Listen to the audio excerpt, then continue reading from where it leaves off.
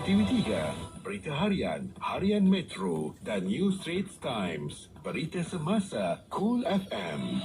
Kerajaan sedang mempertimbangkan langkah tambahan termasuk menetapkan peraturan kerja yang lebih anjal seperti pelaksanaan bekerja dari rumah secara berperingkat.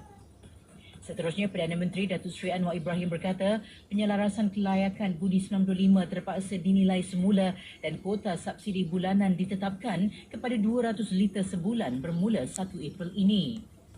Sementara itu, Kementerian Perdagangan Dalam Negeri dan Kos Sara Hidup berkata pengisian minyak petrol atau diesel ke dalam bekas atau tong hanya dibenarkan kepada pemegang permit khas yang sah sahaja.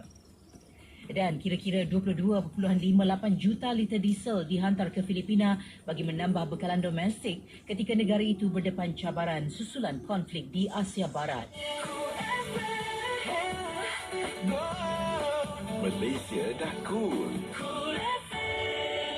Hari Raya adalah satu hari kebesaran kita setelah kita berjaya menempuh cabaran di bulan Ramadan, makan